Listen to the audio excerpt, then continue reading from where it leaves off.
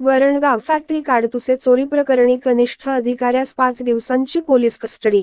Varangaon ordnance फॅक्टरीमधून 26 जून रोजी बंदुकीत वापरली जाणारी जिवंत काडतुसे बाहेर नेताना एक कनिष्ठ अधिकारी रंगेहात पकडला गेला होता। त्याला न्यायालयात हजर केले असता 5 दिवसांची पोलीस कस्टडी मिळाली आहे।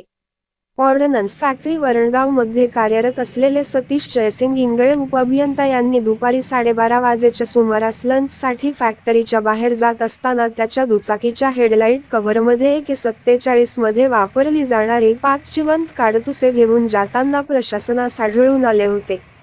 त्याचेवर वरणगाव स्टेला आर्म ॲक्टनुसार गुन्हा दाखल करण्यात आला आहे। API भरत चौधरी यांनी इंगळे यास माहिती विचारण्याचा प्रयत्न केला, परंतु उडवाउडवीची उत्तरे मिळाली।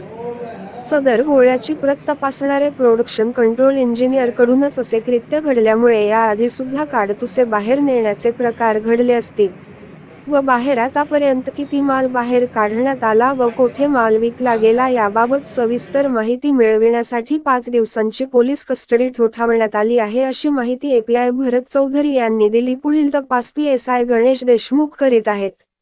मनोहर लोणे, Divya Maharashtra news, Varangaon. Ordnance factory येथे 2 व्हीलरवर एक त्यांचे सहाय्यक अभियंता आहेत, त्यांचं नाव आहे सतीश जयसिंग इंगळे। हे तिथून जात असताना त्यांची रेग्युलर चेकिंग चालू होती। ती रेग्युलर चेकिंग करत असताना त्यांच्या गाडीमध्ये 5 राऊंड मिळाले।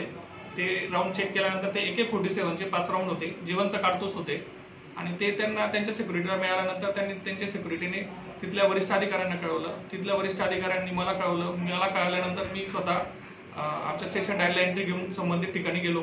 संबंधित ठिकाणी गेल्यानंतर तिथल्या काही अधिकाऱ्यांनी तो आरोपी, ती गाडी आणि ते 5 राऊंड असे माझ्या ताब्यात दिले आणि गुन्हा दाखल करण्यासाठी त्यांनी त्यांचा एक ऑफिसर माझ्यावर पाठवले। पोलिसांना आल्यानंतर आम्ही त्यांच्यावर IPC 380 नुसार गुन्हा दाखल केला आणि त्याला अटक केली समोरच्या व्यक्तीला। त्यांना आज आम्ही न्यायालयासमोर हजर केलं होतं। हजर केल्यानंतर आम्ही 5 दिवस PCR मागितला होता। आज आम्हाला 5 दिवस PCR मिळालेला आहे।